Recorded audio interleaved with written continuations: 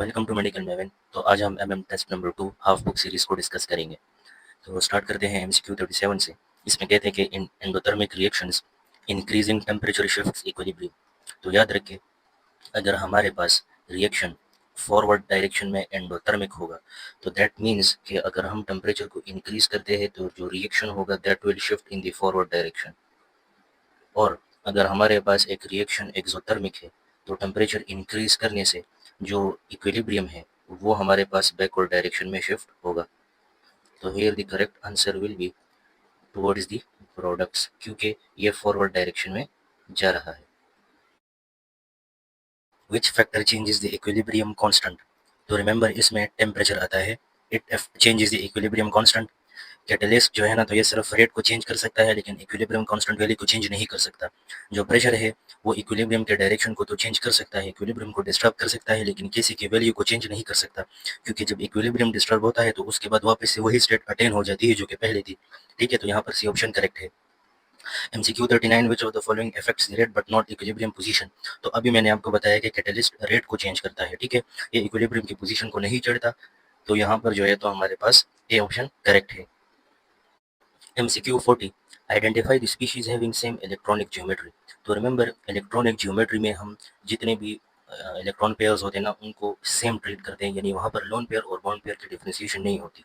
तो जिन स्पीशीज की hybridisation same होगी तो उनकी इलेक्ट्रॉनिक ज्योमेट्री भी सेम होगी। ठीक है, तो आइए इन सब की हाइब्रिडाइजेशन को मालूम करते हैं। तो स्टार्ट करते हैं SiCl4 से। रिमेंबर, हम Spn-1 के फॉर्मूला से जो है तो हाइब्रिडाइजेशन मालूम कर सकते हैं, और यहाँ पर ये जो n है ना, ये टोटल इलेक्ट्रॉन पेयर्स को डिनोट कर रहा है। ठीक है, तो SiCl4 में टोटल इलेक्ट्रॉन पेयर्स कितने हैं? 4। तो Sp4-1, तो इसकी हाइब्रिडाइजेशन क्या हो गई? Sp3। SF4 में इलेक्ट्रॉन पेयर्स कितने हैं? तो इसमें 4 जो है ना तो बॉन्ड पेयर्स है और एक इसमें लोन पेयर भी है, तो टोटल इलेक्ट्रॉन पेयर्स कितने हो गए? 5। तो ये हो जाएगा Sp5-1। तो इट गिव्स अस Sp4, लेकिन Sp4 एग्जिस्ट नहीं करता। ठीक है, तो ये Sp3d है असल में।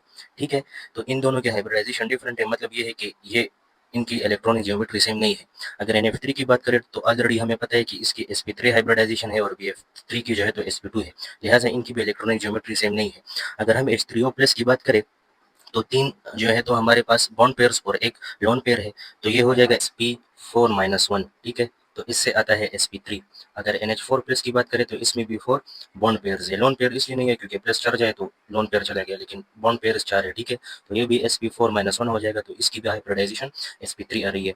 और मैंने आपको बताया कि सेम हाइब्रिडाइजेशन होगी तो इलेक्ट्रॉनिक ज्योमेट्री जो है ना तो वो सेम होगी, मॉलिक्यूलर ज्योमेट्री सेम नहीं होगी और इलेक्ट्रॉनिक ज्योमेट्री जो है तो सेम होगी। Sp3 हाइब्रिडाइजेशन मतलब कि इलेक्ट्रॉनिक ज्योमेट्री क्या होगी? टेट्राहेड्रल होगी। ठीक है, अगर इन दोनों की बात की जाए तो H3O+ का ऑलरेडी हमने मालूम कर लिया Sp3, और अगर CH3+ की मालूम करना चाहे तो 3 बॉन्ड पेयर्स है, तो Sp3-1 it will give us Sp2। तो इनकी भी हाइब्रिडाइजेशन सेम नहीं है, लिहाजा इनकी भी इलेक्ट्रॉनिक ज्योमेट्री सेम नहीं है।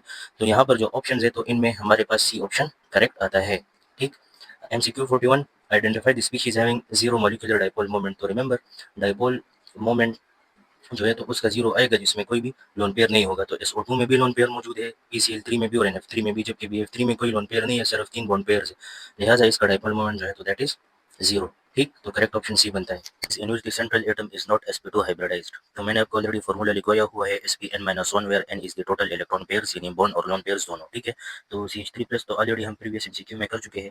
Sp3-1 क्योंकि इसके साथ 3 इलेक्ट्रॉन पेयर्स है, तो Sp3-1, तो ये Sp2 हाइब्रिडाइज्ड हो गया। SO3 की अगर बात की जाए तो यहाँ पर भी 3 इलेक्ट्रॉन पेयर्स है, तो Sp3-1 ये भी Sp2 हाइब्रिडाइज्ड हो जाएगा। अगर SO2 की बात की जाए तो इसके पास जो है ना तो 2 लोन पेयर्स है, और सॉरी 1 लोन पेयर है और 2 बॉन्ड पेयर्स है। ठीक है, तो ये भी हो जाएगा Sp3-1, that will give us Sp2। लेकिन अगर CH3- की बात की जाए तो 3 इलेक्ट्रॉन पेयर्स है हो गए और एक इलेक्ट्रॉन पेयर माइनस चार्ज की शक्ल में आ गया, तो ये हो जाएगा Sp4-1, it will give us Sp3, यानी CH3+ जो है तो ये Sp2 हाइब्रिडाइज नहीं है।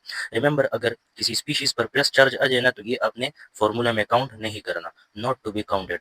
ठीक है, और अगर किसी स्पीशीज पर माइनस चार्ज आ गया तो इसको आपने जो है ना तो काउंट करना है, टू बी काउंटेड। इसलिए CH3 माइनस में हमने 4 इलेक्ट्रॉन पेयर्स लिए हैं, ठीक है। तो यहाँ पर जो करेक्ट ऑप्शन है दैट इज सी। अगर बात की जाए MCQ 43 की, तो इन्होंने यहाँ पर पूछा है ना कि बेसिक बफर सोल्यूशन कौन से कॉम्बिनेशन से हमें मिलेगा। तो अगर इन चारों ऑप्शन में देखा जाए तो ए ऑप्शन में जो NH3 है दैट इज अ बेस, जबकि HNO3 HCl और CH3COOH आर एसिड्स। तो यहाँ पर जो है तो ए ऑप्शन इज करेक्ट, ये हमें बेसिक बफर सोल्यूशन देगा, जबकि बाकी हमें एसिडिक देंगे, ठीक है। MCQ 44, which metal has the highest tendency to undergo oxidation based on the following standard electrode potentials। अगर आप लोगों को याद हो तो मैंने टेस्ट की एक डिस्कशन वीडियो में आपको इलेक्ट्रोकेमिकल सीरीज के फीचर्स लिखवाए थे। यानी जितना लोअर रिडक्शन पोटेंशियल की वैल्यू होगी तो इसका मतलब है कि electrode will act as anode, उस पर ऑक्सीडेशन होगी हमारे पास, ठीक है। तो अगर गिवन ऑप्शंस में देखा जाए तो जो ए ऑप्शन है इसके लिए जो इलेक्ट्रोड पोटेंशियल की वैल्यू आ रही है वो सबसे कम है, लिहाजा it will have the highest tendency to undergo oxidation. तो यहाँ पर ए ऑप्शन करेक्ट है, ठीक है। इनका अगर ऑर्डर लिखा जाए ना तो ये इस तरह होगा, A is greater than B is greater than C and it is greater than D, ठीक है। तो ये इनकी टेंडेंसी होगी। MCQ 45, the feasibility of redox reaction can be predicted using, तो ये है सेल्फ पोटेंशियल। यानी दोनों हाफ सेल्स की इलेक्ट्रोड पोटेंशियल की वैल्यूज को प्लस करेंगे, हमें सेल्फ पोटेंशियल मिलेगा और उसी से हमें पता चलेगा कि फिजिबिलिटी इसकी है या नहीं है। MCQ 46, which factor does not affect the electrode potential of a half cell, तो इसमें जो है तो डी ऑप्शन करेक्ट आता है, ठीक है। जो बाकी फैक्टर्स है ना तो वो इलेक्ट्रोड पोटेंशियल की वैल्यू को अफेक्ट करते हैं, ठीक है। 47, the oxidation state of carbon in C2H5OH, तो दो कार्बन है, इन दोनों के ऑक्सीडेशन स्टेट्स को मालूम करना है। तो इसके लिए आप लीव स्ट्रक्चर ड्रा करो तो ईजी हो जाएगा आपके लिए, ठीक है। अगर मैं इस कार्बन की बात करूं तो एक तो ये कार्बन टू कार्बन के साथ बॉन्ड है, ठीक है। एक बॉन्ड इसने कार्बन के साथ बनाया हुआ है और दोनों की इलेक्ट्रोनेगेटिविटी सेम है, लिहाजा इसको हम काउंट नहीं करेंगे। लेकिन इस कार्बन के जो बाकी 3 बॉन्ड्स हैं तो वो हाइड्रोजन के पास है, ठीक है। और hydrogen is less electronegative than carbon, लिहाजा अगर कार्बन लेस इलेक्ट्रोनेगेटिव एटम के साथ बाइंड है ना तो उसके लिए आपने ऑक्सीडेशन स्टेट को प्लस करना है, तो ये +3 हो जाएगा। यानी 3 बॉन्ड्स ऐसे हैं जिसमें कार्बन की इलेक्ट्रोनेगेटिविटी ज्यादा आ रही है तो ये +3 हो जाएगा, ठीक है। अगर इस कार्बन की बात की जाए ना तो एक तो ये दूसरे कार्बन के साथ अटैच है और दोनों की जो इलेक्ट्रोनेगेटिविटी है वो सेम है, तो ये ऑक्सीडेशन स्टेट में काउंट नहीं होगा, ठीक है। अगर इस बॉन्ड को देखा जाए तो ये मोर इलेक्ट्रोनेगेटिव एटम के साथ बॉन्ड है, जबकि यहाँ पर ये जो दो बॉन्ड्स है ना तो ये हाइड्रोजन के साथ यानी लेस इलेक्ट्रोनेगेटिव एटम के साथ। तो इसके लिए जो ऑक्सीडेशन स्टेट आएगा दैट विल बी +2, क्योंकि एक तो इसने सेम बॉन्ड बनाया हुआ है, यानी सेम एटम के साथ बॉन्ड बनाया हुआ है, और दूसरा मोर इलेक्ट्रोनेगेटिव एटम के साथ है, तो उनको हम काउंट नहीं करेंगे, जबकि इन बाकी दो को काउंट करेंगे। यानी +4 है अगर सेम इलेक्ट्रोनेगेटिविटी वाले एटम के साथ आए हैं तो +3, और अगर मोर इलेक्ट्रोनेगेटिव तो +2, ठीक है। तो इसलिए इसमें यहाँ पर हमारे पास +2 आता है, तो इसमें जो करेक्ट ऑप्शन आएगा दैट विल बी सी, ठीक। MCQ 48, what will be the rate constant of a reaction if the rate of the disappearance of 1 mole of a reactant is 0.6 mole per liter per second। तो formula है simply rate is equal to rate constant multiply by molar concentration, ठीक है। तो इन्होंने जो है तो 1 मोल दिया है, जो मोलर कंसंट्रेशन है तो वो तो 1 मोल हो जाएगी। रेट इन्होंने दिया है 0.6 मोल पर लीटर पर सेकंड, और हमने रेट कांस्टेंट को मालूम करना है। तो अगर इसको 1 के साथ मल्टीप्लाई करेंगे तो हमें सेम जो है ना तो वही वैल्यू मिलेगी। तो जो रेट कांस्टेंट की वैल्यू है वो भी रेट के बराबर ही आएगी, ठीक है। तो यहाँ पर जो करेक्ट ऑप्शन है that is C. MCQ 49, identify the substance having non zero enthalpy of formation. तो अगर एक एलिमेंट हमारे पास अपने नेचुरल स्टेट में पाया जाता है तो उसके लिए एंथैल्पी ऑफ फॉर्मेशन क्या होगी, 0 होगी। आयोडीन का नेचुरल स्टेट क्या है, सॉलिड स्टेट है, लिहाजा इसके लिए एंथैल्पी ऑफ फॉर्मेशन 0 है। सोडियम का सॉलिड स्टेट है, इसके लिए भी एंथैल्पी ऑफ फॉर्मेशन 0 है। अगर मरकरी की बात की जाए तो इसका लिक्विड स्टेट है, इसके लिए भी एंथैल्पी ऑफ फॉर्मेशन 0 है। लेकिन अगर Br2 की बात की जाए तो इसका नेचुरल स्टेट क्या है, लिक्विड है, ठीक है। जबकि इन्होंने यहाँ पर गैस में दिया है, लिहाजा इसके लिए जो एंथैल्पी ऑफ फॉर्मेशन की वैल्यू आएगी तो वो नॉन जीरो होगी, ठीक है। तो यहाँ पर ये ऑप्शन करेक्ट है। Q50, Bonhoeffer cycle is concerned with, so we all know that that is lattice energy। MCQ 51, identify the species that has non zero molecular dipole moment. तो अगर आप लोगों को याद हो तो मैंने आपको बताया था कि अगर सेंट्रल एटम के पास कोई लोन पेयर है तो इसके लिए जो डाइपोल मोमेंट की वैल्यू होगी वो नॉन जीरो होगी, और अगर लोन पेयर नहीं है सिर्फ बॉन्ड पेयर है तो फिर उसके लिए जो है तो हमारे पास डाइपोल मोमेंट की वैल्यू 0 आएगी। तो CO2 में कार्बन के साथ कोई लोन पेयर नहीं है, लिहाजा इसके लिए जो डाइपोल मोमेंट की वैल्यू है वो 0 है, तो ये तो कट हो गया। अगर CH2 की बात की जाए तो यहाँ पर भी कार्बन के साथ कोई लोन पेयर नहीं है, और BeCl2 में बेरिलियम के पास भी कोई लोन पेयर नहीं है। लेकिन SO2 में हमारे पास जो है ना तो सल्फर के पास एक लोन पेयर मौजूद होता है, ठीक है। इसलिए जो है ना तो इसके लिए जो डाइपोल मोमेंट की वैल्यू होगी वो नॉन जीरो होगी, तो ये ऑप्शन हमारे पास करेक्ट है। MCQ 52, pick the correct option for the reaction N2 + 2O2 gives us 2NO2। तो यहाँ पर इन्होंने 4 ऑप्शन दिए ना, तो हमने सबसे पहले Kp का रिलेशन Kn, Kc और Kx के साथ मालूम करना है, then we will be able to answer the MCQ, ठीक है। तो यहाँ पर मैंने जो है ना तो Kp के रिलेशन लिखवाए हुए हैं Kn के साथ, Kc के साथ और Kx के साथ। Remember Kp will be equal to Kc will be equal to kx will be equal to kn when delta n is equal to 0। अगर डेल्टा n 0 के बराबर होता है तो ये चारों के चारों बराबर होंगे, ठीक है। अगर डेल्टा n हमारे पास ग्रेटर देन 0 हो तो फिर इस केस में जो है ना तो एक रिलेशन आएगा, और अगर डेल्टा n लेस देन 0 हो तो इस केस में दूसरा रिलेशन आएगा। तो ये इसको डिस्कस करते हैं। ये हमारे पास है वो रिएक्शन जो कि हमें गिवन है, ठीक है। तो number of moles of reactants कितने हैं, वो है हमारे पास 3, ठीक है। और number of moles of products कितने हैं, तो वो है हमारे पास 2, ठीक है। अब अगर हम डेल्टा एन मालूम करेंगे तो हम number of moles of products minus number of moles of reactants करेंगे, तो डेल्टा एन जो है दैट विल बी 2 माइनस 3, और ये आ जाएगा -1, यानी डेल्टा एन जो है तो वो क्या है, वो -1 है।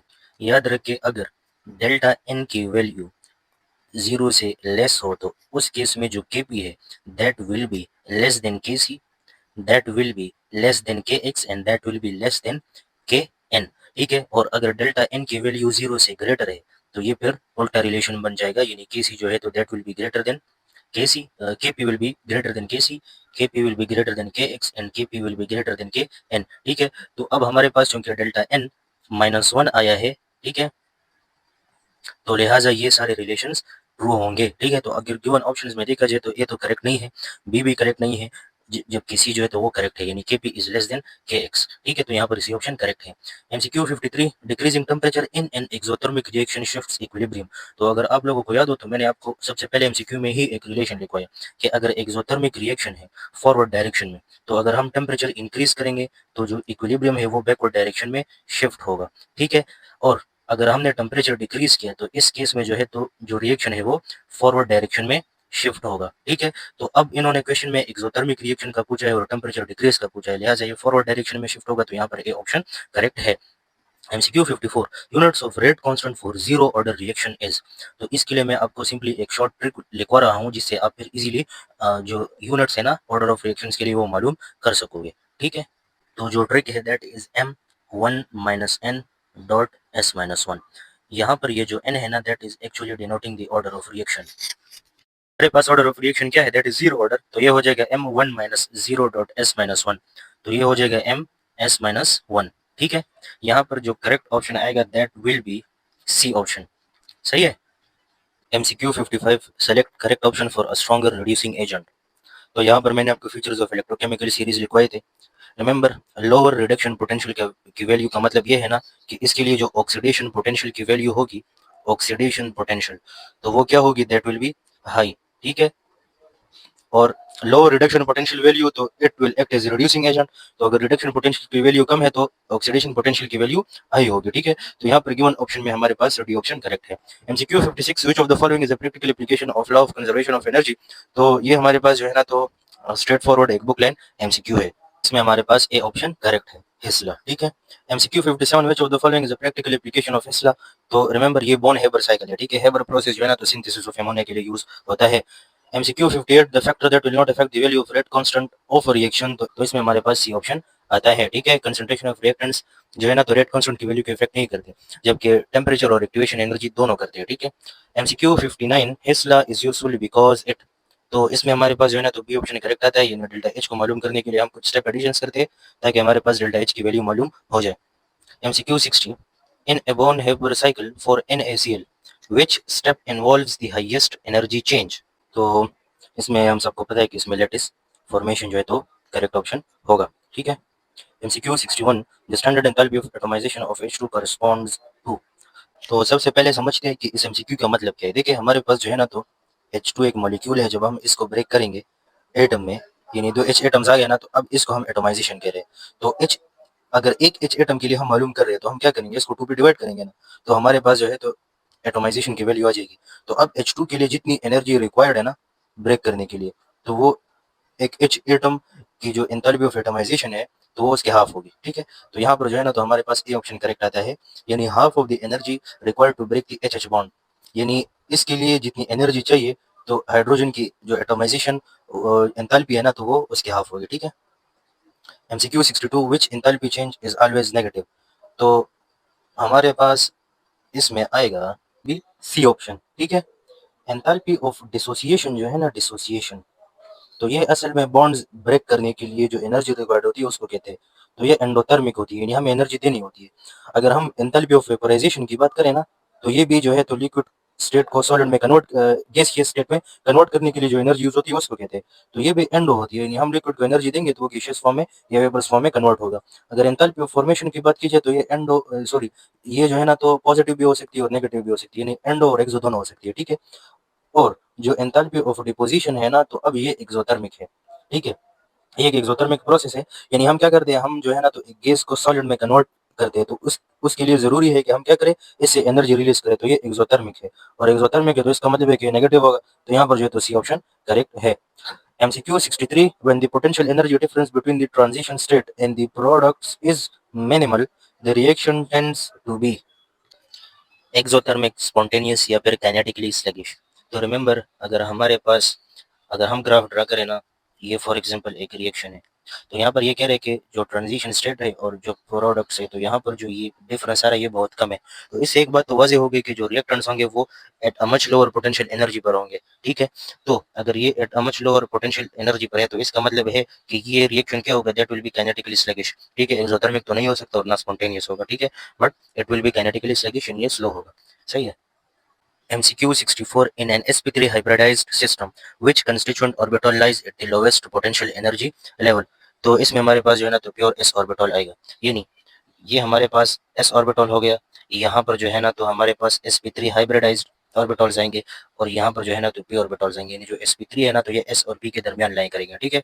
तो सबसे कम पोटेंशियल एनर्जी s ऑर्बिटल की होगी, जो प्योर s ऑर्बिटल है। MCQ 65, which arrangement around the central atom gives both tetrahedral electronic geometry and tetrahedral shape। तो इसमें हमारे पास डी ऑप्शन आता है, 4 bond pairs only। MCQ 66, the equilibrium constant value for N2O4 converts into 2NO2 is 0.3, which statement justifies the equilibrium।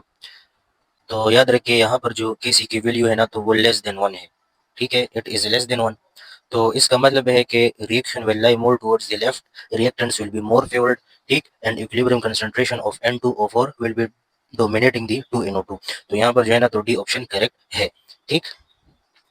MCQ 67, if delta H and delta N both are negative for a gaseous reversible reaction, then which one will favor the reverse direction। Let say हमारे पास एक general reaction है, A plus B combines to give us C।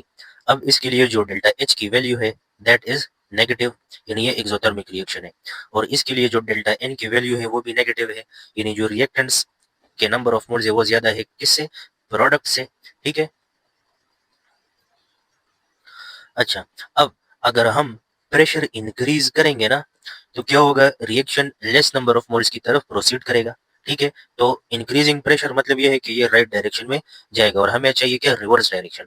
तो इसलिए हमें pressure जो है ना तो डिक्रीजिंग चाहिए, ठीक है। और एक्सोथर्मिक रिएक्शन है, तो अगर हम टेम्परेचर इंक्रीज करेंगे तो ये जाएगा बैकवर्ड डायरेक्शन में, ठीक है। तो हमें टेम्परेचर क्या चाहिए, इंक्रीजिंग टेम्परेचर चाहिए, और डिक्रीजिंग प्रेशर चाहिए रिवर्स डायरेक्शन के लिए। तो गिवन ऑप्शन में हमारे पास जो है ना तो ए ऑप्शन करेक्ट है। MCQ 68, if the difference between number of moles of reactant and products for a reversible reaction is positive, then which relationship is correct. तो अगर आप लोगों को याद हो तो मैंने अभी आपको जो है ना तो पिछले एक MCQ में जो है तो ये रिलेशन लिखवाया। अगर डेल्टा एन हमारे पास पॉजिटिव है तो केपी की वैल्यू केसी के एक्स और कैन से क्या होगी, ज्यादा होगी। अब अगर गिवन ऑप्शन में देखा जाए तो जो बी ऑप्शन है वो हमारे पास करेक्ट आता है, ठीक है। केपी की वैल्यू केसी से ज्यादा है, जबकि ए और सी में केपी की वैल्यू कम है। तो केपी की वैल्यू तब कम होगी जब डेल्टा एन नेगेटिव होगा, ठीक है। डेल्टा एन पॉजिटिव तो केपी की वैल्यू ज्यादा होगी। MCQ 69, electrode potential of the MG half cell in galvanic cell depends on. तो इसमें जो है ना तो हमारे पास कंसंट्रेशन ऑफ एमजी साल्ट आएगा, ऑप्शन ए, ठीक है। जो इलेक्ट्रोड पोटेंशियल होता है ना तो वो कंसंट्रेशन ऑफ एमजी साल्ट पर डिपेंड करेगा। MCQ 70, the greater the negative value of reduction potential.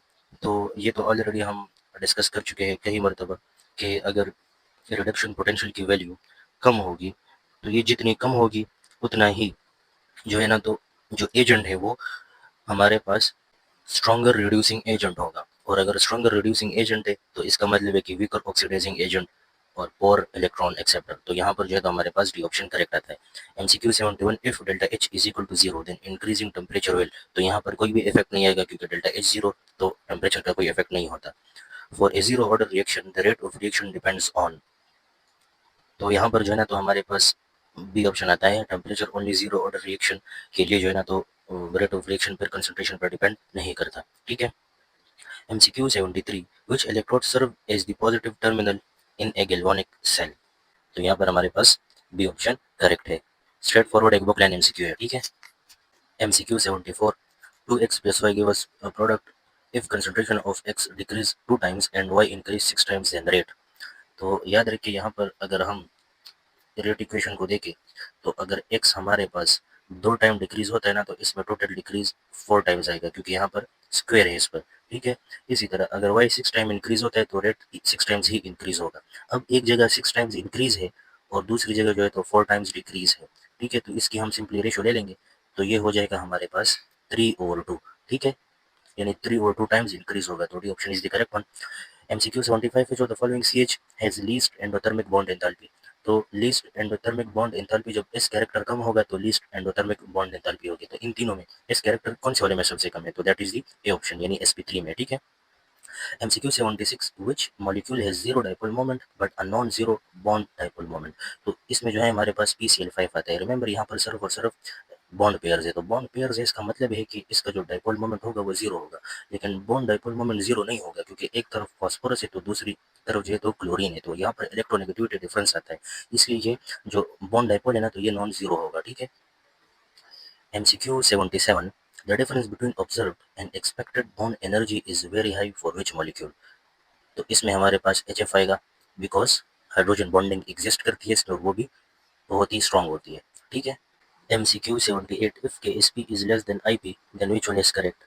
So solution is unstable, crystallization may happen, reverse direction is favored to decrease the excess ion। So all of these are correct। MCQ 79 the hybrid orbitals in BF3 lie linearly in one plane perpendicular to each other parallel to each other and none। तो यहाँ पर none आता है they do lie in one plane but they are not linear। ठीक है। 120 degree में लाई करते हैं। MCQ 80 which molecule is planar। तो इसमें जो है ना तो हमारे पास एसिटाल्डिहाइड करेक्ट आता है इट इज़ अ प्लेनर बाकी प्लेनर नहीं है। MCQ 81 which one is not a redox reaction। तो इसमें हमारे पास जो है ना तो decomposition of CaCO3 is not a redox reaction जबकि हाइड्रोजनेशन ऑफ अल्कीन हो चाहे हाइड्रोजनेशन ऑफ अल्काइन हो। और इसी तरह जो ओजोनेलिसिस रिएक्शन है तो ये सारे के सारे क्या है ये रिडॉक्स रिएक्शंस हैं। हाइड्रोजनेशन में क्या होता है H2 है वो ऐड होता है अल्कीन या अल्काइन के साथ तो हाइड्रोजन H2 फॉर्म में जो है ना तो हमारे पास क्या होता है उसका ऑक्सीडेशन स्टेट जीरो होता है। लेकिन जब ये अटैच होता है अल्कीन या अल्काइन के साथ तो इनका जो ऑक्सीडेशन स्टेट है वो चेंज हो जाता है। इसी तरह ओजोनालिसिस रिएक्शन में भी हमारे पास जो है ना तो ओजोन क्या होता है रिड्यूस होता है ना। तो इसलिए जो है ना तो ये दोनों हमारे पास रिडॉक्स रिएक्शन है जबकि ये डिकम्पोजिशन नहीं है। तो यहाँ पर जो है ना तो हमारा test number 2 half book series जो है तो वो खत्म हो जाती है। मिलेंगे इंशाल्लाह फिर नेक्स्ट लेक्चर में। टिल देन अल्लाह हाफिज़ and yes don't forget to like share and subscribe.